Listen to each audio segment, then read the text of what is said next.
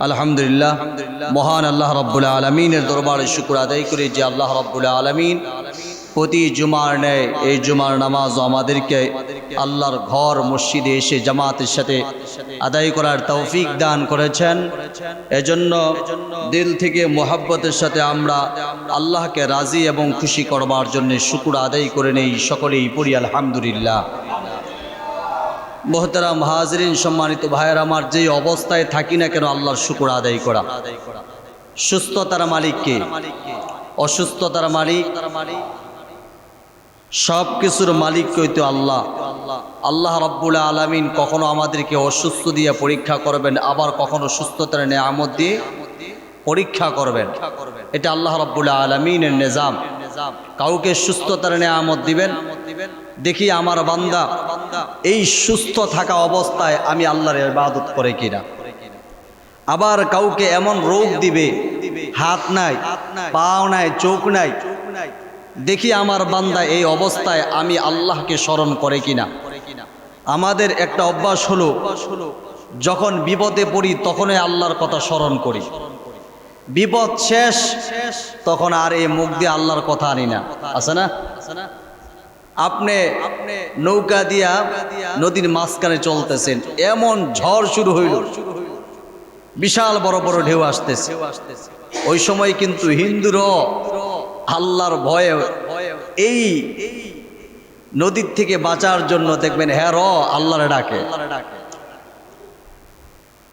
মুসলমান তো আসই, হিন্দুরও ডাকে আল্লাহ যেন এই বিপদ মুসিবত থেকে হেফাজত করে। যখন বিপদ শেষ, অর্থাৎ নদীতে আর ঢেউ নাই, এখন আর কোনো সমস্যা হবে না নৌকার, তখন আর আল্লাহর কথা স্মরণ আসে না।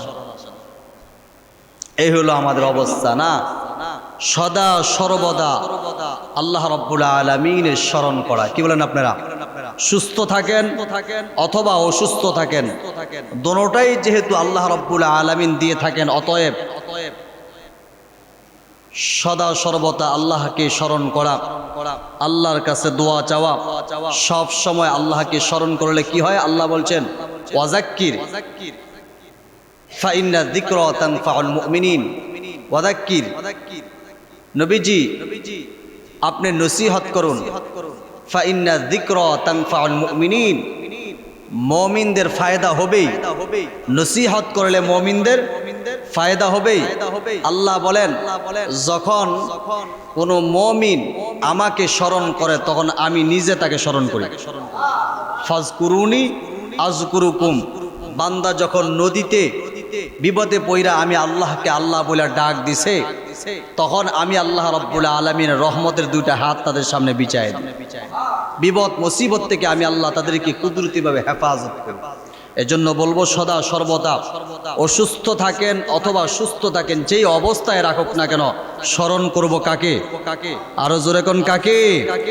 মুহতারাম হাজরিন, এখন আসুন আমি আপনাদের সম্মুখে ঐশী মহাগ্রন্থ আল কোরআনুল কারীম থেকে অত্যন্ত চমৎকার একটি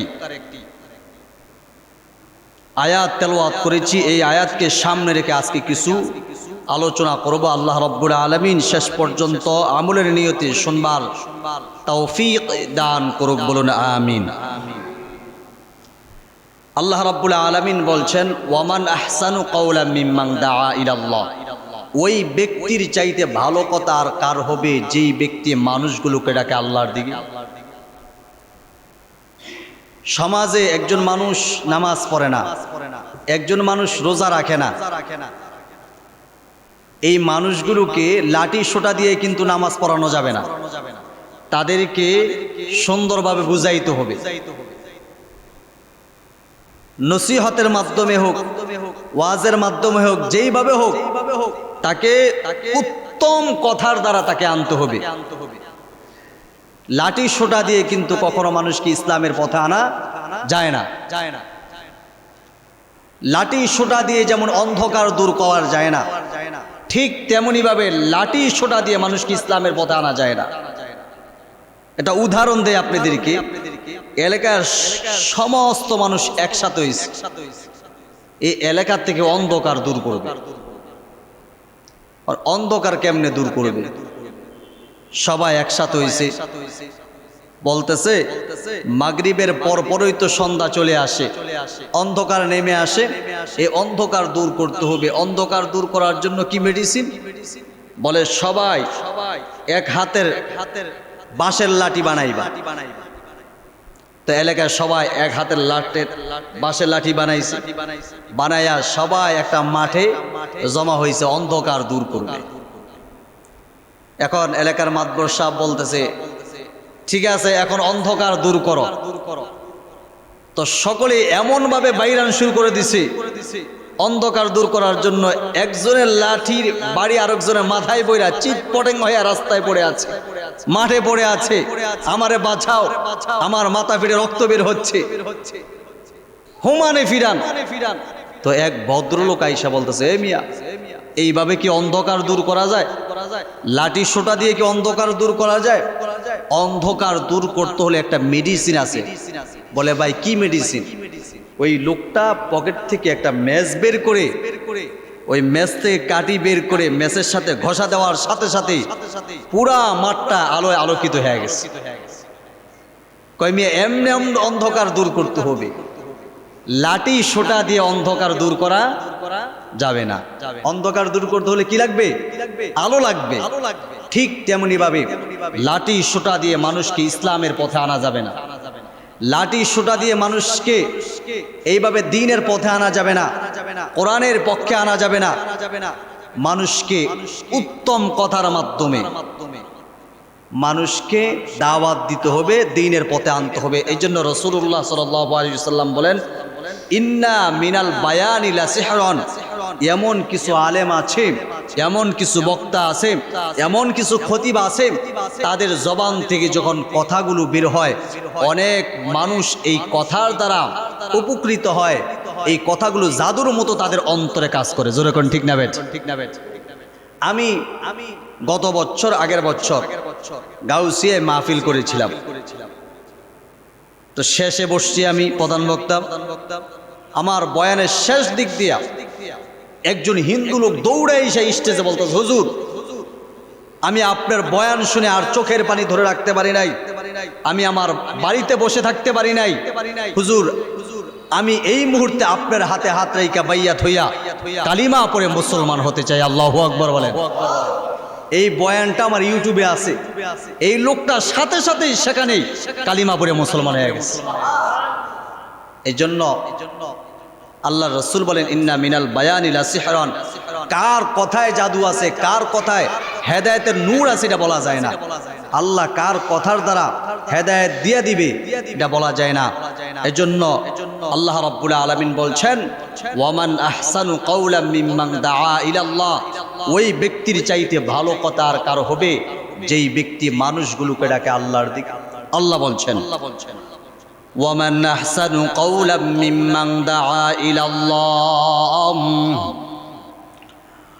وَعَمِلَ صَالِحًا وَقَالَ إِنَّنِي مِنَ الْمُحْسِنِينَ وَقَالَ إِنَّنِي مِنَ الْمُسْلِمِينَ।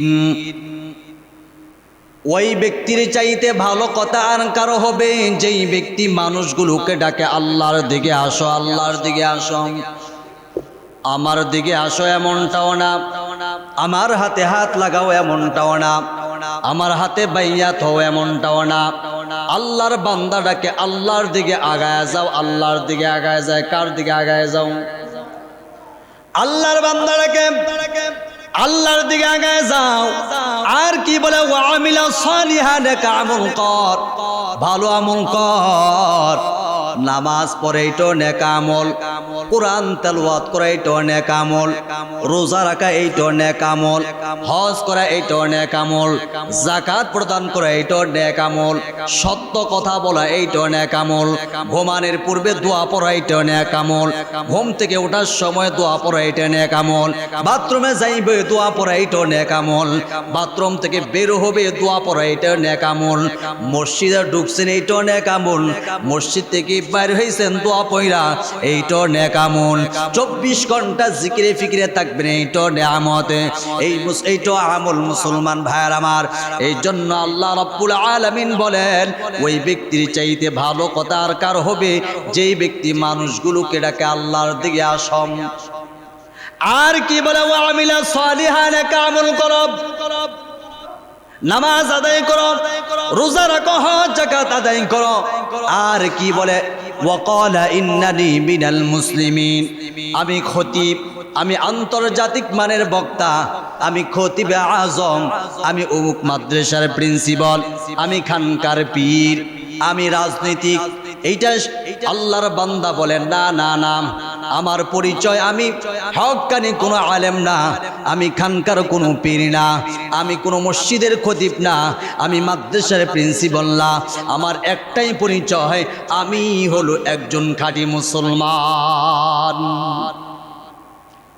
আমি অমুক জায়গার পীর না, আমি অমুক মাদ্রাসার প্রিন্সিপাল না, আমি বাইতুল মুকাররমের খতিব না। আমার পরিচয় হলো আমি একজন খাঁটি মুসলমান। ও মুসলমান ভাইয়ার আমার, আল্লাহর কাছে খতিবের কোনো ভ্যালু নাই, ইমামের কোনো ভ্যালু নাই, অমুক মাদ্রাসার মুহতামিম আল্লাহর কাছে কোনো ভ্যালু নাই, আপনি চেয়ারম্যান আল্লাহর কাছে কোনো ভ্যালু নাই, আপনি মেম্বার আল্লাহর কাছে কোনো ভ্যালু নাই, আপনি চেয়ারম্যান আল্লাহর কাছে কোনো ভ্যালু নাই। আল্লাহর কাছে একটাই পরিচয়, আমরা সকলে খাঁটি মুসলমান। কথা বলেন ঠিক কিনা? মর্দে মুসলমান হতো, मर्द मुसलमान, एक हाथ में तलवार में एक हाथ में कुरान, एक हाथ में तलवार में एक हाथ में कुरान। बाजी से दामामा बाधरे आमामा शिनुचु करी मुसलमान, बाजी से दामामा बाधरे आमामा शिनुचु करी मुसलमान। दावत एसेছে নয়া জামানার ভাঙা কিল্লার নিশান, দাওয়াত এসেছে নয়া জামানার ভাঙা কিল্লার নিশান। আল্লাহর কাছে কে খতিব, কে প্রিন্সিপাল, কে কত বড় বক্তা, আল্লাহর কাছে এগুলোর কোনো ভ্যালু নাই। আল্লাহর কাছে একমাত্র পরিচয় হলো আমরা যদি খাঁটি মুসলমান হয়ে যেতে পারি, আল্লাহ আমাদের কবরটা জান্নাতের টুকরা বানায়। তাহলে বুঝা গেল মুসলমান হয়ে মরতে হবে। কি বলেন আপনারা? নাকি আপনার ঈমান নাই, আপনি এলাকার মাতবর, আপনি মসজিদের বড় ইমাম হয়ে গেছেন, খতিব হয়ে গেছেন, চেয়ারম্যান হয়ে গেছেন, এগুলো আল্লাহ জিজ্ঞাসা করবে তুমি কেন মসজিদের খতিব হইলা না, তুমি কেন ইমাম হইলা না, তুমি কেন বক্তা হইলা না? আল্লাহ তো এটা জিজ্ঞাসা করবে না। আল্লাহ জিজ্ঞাসা করবে তুই খাঁটি মুসলমান হইয়া কবর আসলি কিনা। এজন্য আল্লাহ বলেন ইয়া আইয়ুহাল্লাযীনা আমানুত্তাকুল্লাহ হাক্কা তুকাতিহি ওয়া লা তামুতুন্না ইল্লা ওয়া আনতুম মুসলিমুন।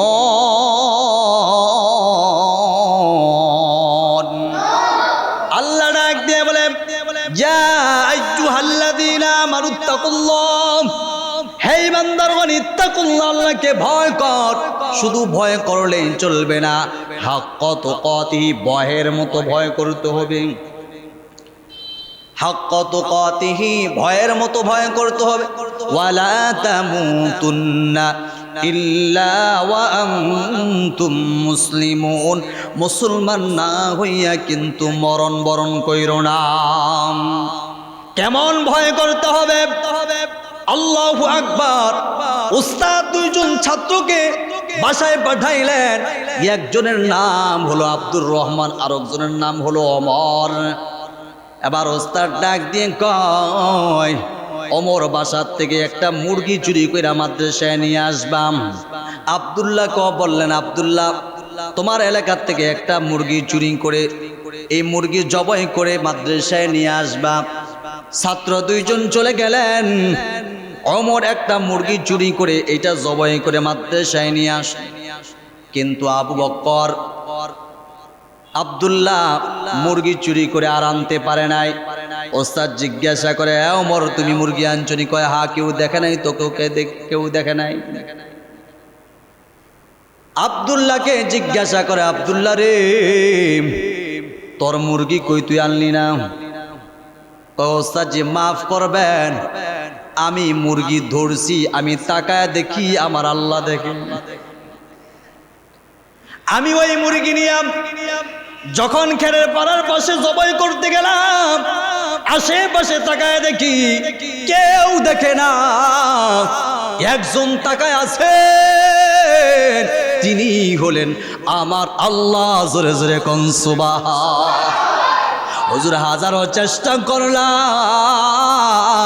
দুনিয়ার সব মানুষের চোখ ফাঁকি দিতে পেরেছি, কিন্তু আসমানের মালিক রব্বে কারিমের চোখ ফাঁকি দিতে পারি নাই। অবশেষে এই মুরগিটা নিয়ে আমি ছুরি নিয়ে পানির নিচে চলে গেলাম। ডুব দিয়ে যখন ওই মুরগিটারে আমি জবাই করতে গেলাম, আমি তাকায় দেখি দুনিয়ার কোনো মানুষ দেখে না, আমার আল্লাহ তাকায় দেখতেছে আর ডাক দিয়ে বলতেছে, আব্দুল্লাহ রে, দুনিয়ার সব মানুষের চোখ ফাঁকি দিতে পারবি, আমি আল্লাহর চোখ কোনোদিন ফাঁকি দিতে পারবি না। ওস্তাদ জি মাফ করে দেন, আপনার কথা আমি রাখতে পারলাম না। ওই ওস্তাদ ডাক দিয়ে কয়, আব্দুর রহমান আয় আমার বুকে আয়। আল্লাহ যে বলেছে, ইয়া আইয়ুহাল্লাযীনা আমানুত্তাকুল্লাহ, হে ঈমানদারগণ তোমরা আল্লাহকে ভয় করো। কেমন ভয় করতে হবে? হাক্কা তুকাতিহি, ভয়ের মতো ভয় করতে হবে। রাত্রে গভীরে আপনি ডাকাতি করবেন, দুনিয়ার কোনো মানুষ দেখে না, দেখেন কি ও মুসলমান, দেখেন কি রাত্রে দুনিয়ার কেউ দেখে, রাত্রে কেউ দেখে না জিনা করতেছেন, কিন্তু একজন তাকায় আছেন, তিনি হলেন আমার আল্লাহ। ও মুসলমান, আপনি জিনা করতেছেন, আল্লাহ কিন্তু অক্সিজেন বন্ধ করে দেয় নাই, ভিতর থেকে ঘরের দরজা নক করে দিছেন। আল্লাহ ডাক দিয়ে কয়, হে আব্দুর রহমান, হে আব্দুল করিম, ভালো করে শোন, ইচ্ছা করলে আমি আল্লাহ এই মুহূর্তে একটা মিনিটের জন্য যদি তোর অক্সিজেন বন্ধ করে দেই, তুই কিন্তু দম এটা মারা যাবি এখানে। অক্সিজেন বন্ধ করি নাই, নিয়মিত তোর দরজার ফাঁক দিয়া অক্সিজেন ঢুকায় দিছি, তারপরও কেমনে আমি আল্লাহকে ভুলে গেলি? এই জন্য মুসলমান সদা সর্বদা ভয় করব কাকে? আরো জোরে কন। গুনাহ যখন করবেন চিন্তা করবেন, দুনিয়ার কোনো মানুষ না দেখলো কিন্তু দুইটা ফেরেশতা আছে, এদেরকে কেমনে আপনি ধোঁকা দিবেন? এই দুইজন কিন্তু ঠিকই দেখতাছে, কেউ না দেখলো রুমের ভিতরে বা ঘরের ভিতরে আপনি জিনা করতেছেন, কেউ না দেখলো, এই দুইজন তো আছে, এদেরকে কেমনে আপনি মাইনাস করবেন? মাইনাস করা সম্ভব?